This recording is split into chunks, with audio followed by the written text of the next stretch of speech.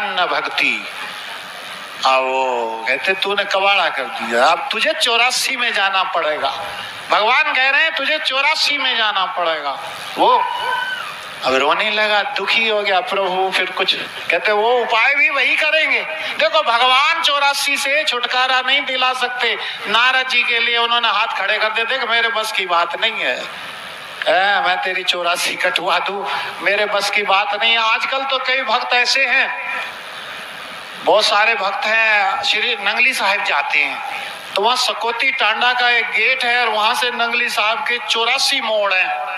तो लोगों में ऐसी मान्यता है, मैं भ्रांति तो नहीं कहूंगा, अगर विश्वास कर लेता इंसान लाभ तो होता ही है, लेकिन मान्यता है कि उस सड़क से अगर हम पार हो गए, वहां दरबार में पहुंच गए तो हमारी 84 कट जाएगी। बताओ ऐसे चलने से 84 कटती हो तो आस्था है तो अच्छी बात है, तो अपना कभी एक आध तो कटी जाएगी भाई। एक आध तो जब जाके मत्था टेकेंगे तो एक आध, जब मत्था टेकते हैं, बात लकीरों की हो रही थी है ना, ऐसे हाथ करोगे तो गुरु महाराज जी देख लेंगे तो कहीं ना कहीं थोड़ा डिफेक्ट होगा तो ठीक कर देंगे। और अगर मस्तक रगड़ते रहेंगे तो मस्तक रगड़ने से तो लकीरें अपने आप ही क्या हो जाएंगे, अपने आप ही। जब गुरु चरणों से मस्तक छुएगा तो फिर तो ये लकीरें अपने आप ही बदल जाएंगी। बोलो जयकारा बोल मेरे श्री गुरु महाराज की जय। तो वो लोग जाते हैं तो भगवान ने कह दिया कि भाई उसका उपाय तो गुरुदेव ही करेंगे। और वहां जाके उन्होंने बड़ा आसान अपना 84 का नक्शा, ऐसा भी सुनते हैं कि भगवान ने दे दिया था, जैसा भी सुनते हो, जैसा भी हुआ हो कि ये नक्शा ले जा और अपने गुरुदेव को विनती करना। पहले तो माफी मांगना कि मुझे संदेह हुआ, मैंने पाप किया, पहले माफी मांगना और फिर विनती करना कि जरा एक बार इसके ऊपर, नक्शे के ऊपर से कूद जाओ।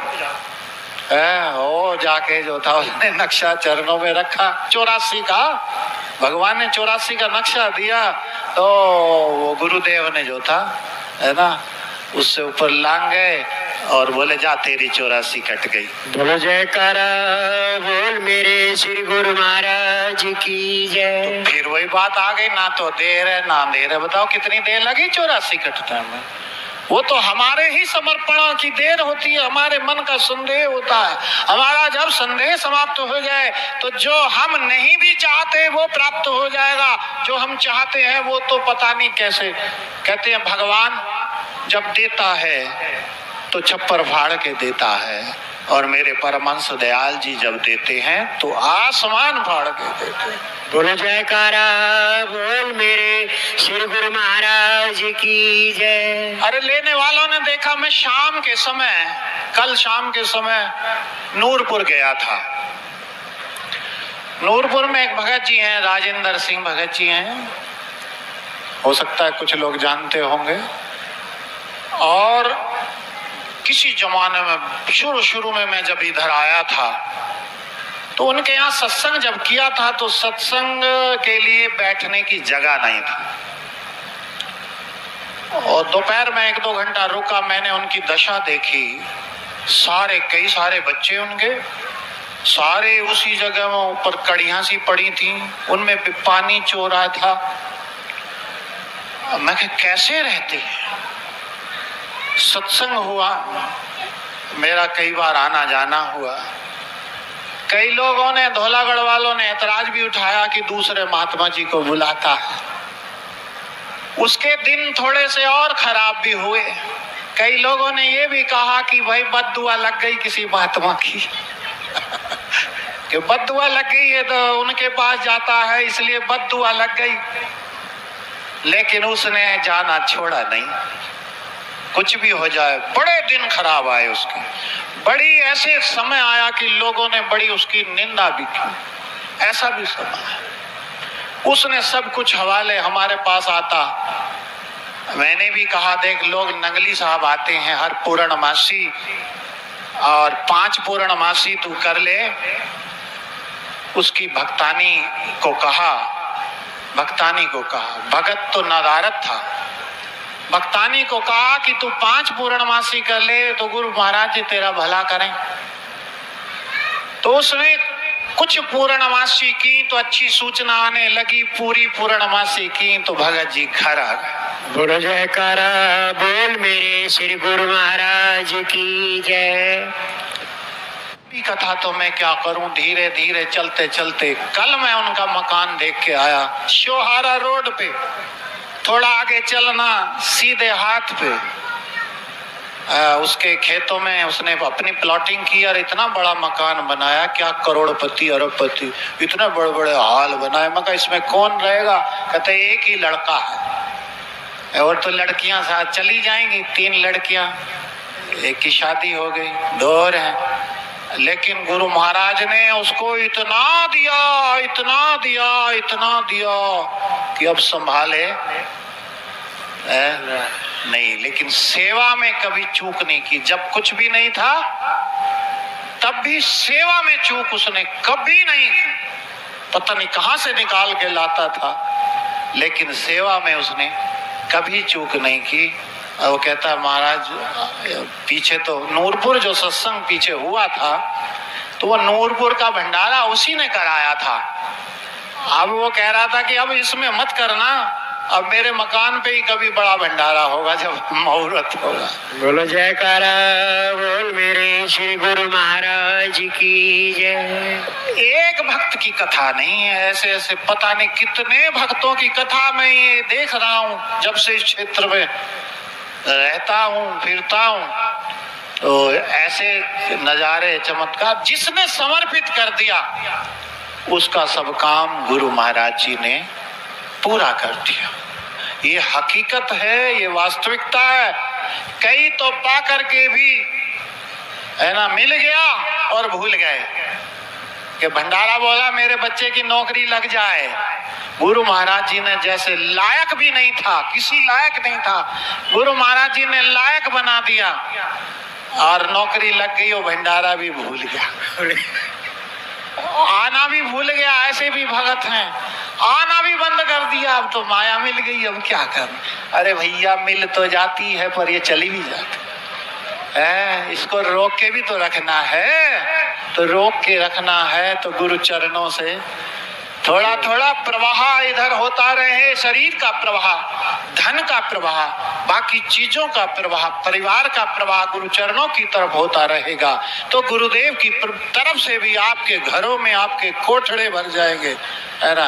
अरे हमारा घर भी कच्चा था, आपने देखा होगा गांव धमेड़ी में, मेरा शरीर का मेरा नहीं है, मैं शरीर थोड़ना हूं, लेकिन कच्चे घर, कच्ची कोठड़ी, एक ही जरा सी कोठड़ी सी में रहते थे, बस एक कच्ची रसोई थी। अमरात्मानंद महात्मा जी आए थे, बाहर उनके लिए खटिया, क्योंकि अंदर तो जगह नहीं थी, अंदर जगह नहीं थी, बाहर खटिया बिछाई और खटिया पे महात्मा जी बैठे नहीं, बोले अंदर चलना। अंदर एक टूटी खाट पड़ी थी, तो अंदर टूटी खाट पड़ी थी तो उस टूटी खाट पे जाके बैठ गए। हमारे भाई साहब कहते महाराज कृपा करो आपके लिए, कहते नहीं वो टूटेगी तभी तो बनेगी। बोलो जयकारा बोल मेरे श्री गुरु महाराज की जय।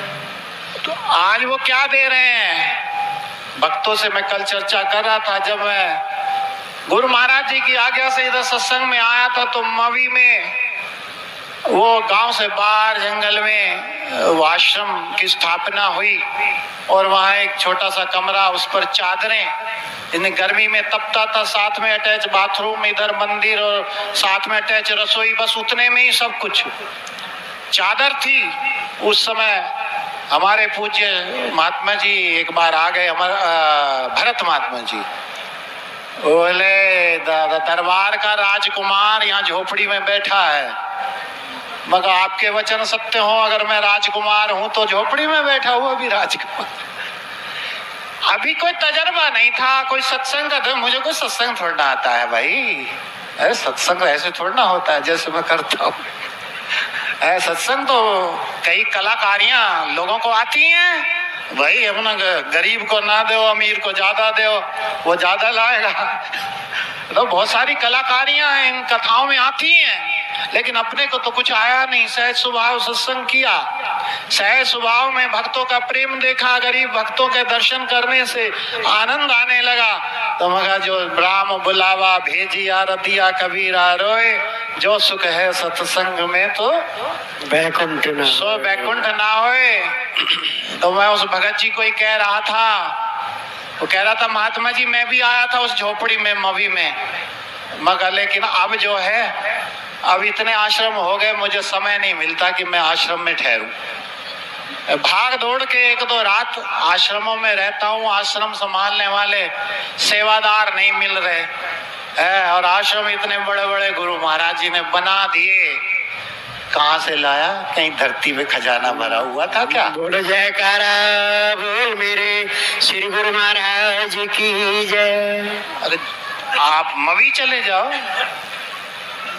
मवी चले जाओ, गुरु महाराज ने आलिशान आश्रम बना दिया। इलाहाबाद जो गए हैं है ना, इलाहाबाद जाके कई भगत गए, 3 मंजिल महात्मा जी ने आश्रम बना दिया। तो कहाँ से आया? कुछ है जग गड़बड़ है। तो एक दो भगत आए बाद में, एक भगत कहता है फोन पे, महात्मा जी मैंने एक प्लॉट खरीदना है। मैं समझ गया कि महात्मा जी, मैं कहा फिर बहुत अच्छी बात है, खरीद ले, गुरु महाराज कृपा कर रहे हैं। कहते 2-1 लाख की कमी पड़ रही है। उसने देखा इतना ऊंचा आश्रम बना दिया तो इन पे तो पैसे बहुत होंगे। मैंने कहा भगत जी मेरा बैंक अकाउंट ही नहीं है, मेरा कोई बैंक का खाता ही नहीं है, तो मेरे पास जमा राशि कहाँ से आएगी? बोलो जयकारा बोल मेरे श्री गुरु महाराज की जय। जो आता है जरा सी देर में चला जाता है। भगत यहाँ के भी एक बार मवी के एक माता कहने लगी, महात्मा जी आते हैं, सत्संग करते हैं और सब कुछ ले जाते हैं, मसाला भी छोड़ के नहीं जाते। थी तो ग्रस्तन गांव की। ऐसा मुझे बाद में पता लगा कि जो आते हैं, जो आता है सामान सब कुछ ले जाते हैं, यहाँ के लिए कुछ छोड़ के ही नहीं जाते। अब जब काम शुरू होने लगा तो आके देखे ये कहाँ से आ रहा है, मगर मसाला चोरी करके ले गए थे। हल्दी मसाला हम अपना ले गए थे हापुड़ पे, तो वो सोना बन गया, आलू का सोना बन गया। आजकल आलू का भी क्या सोना बन जाता है, वो बन गया होगा। यहाँ भी भगत विचारों ने इतनी सेवा करी है। एक गाड़ी दी थी भक्तों को, दोनों को बेचारे, दोनों क्या है इसका क्या नाम है, कुर्सी पे बैठा है, एक कुर्सी पे बैठे बुला दिया। और उसने देखा, हमें तो लग रहा था आगे से बोनट पूरा दबा पड़ा है। उसने इधर उधर देखा, चाबी लगाई तो गाड़ी। बोलो जयकारा बोल मेरे श्री गुरु महाराज की जय। ये कथा पूरी सच्ची है। एक शीशपाल महात्मा जी हैं, मुरैना रहते थे, उनको फोन लगाया, वो बेचारे वहां से लेके दूसरी गाड़ी लेके आए, और फिर हमारी भी गाड़ी स्टार्ट हो गई थी, रस्सी वस्सी लेके आए, लेकिन वो धीरे धीरे वहां पहुंच गई। एक दिन वहां लगाया, सही कराई, और फिर हम गाड़ी से आनंदपुर गए, श्री आनंदपुर जाके फिर इलाहाबाद गए, वहीं से इलाहाबाद गए उसी गाड़ी से, और इलाहाबाद से बनारस गए, और बनारस से सीधे इलाहाबाद होते हुए फिर हापुड़ आए। वो गाड़ी जिसका एक्सीडेंट हुआ था, वही गाड़ी जिसको हम चला रहे थे, वर्ल्ड रिकॉर्ड गाड़ी।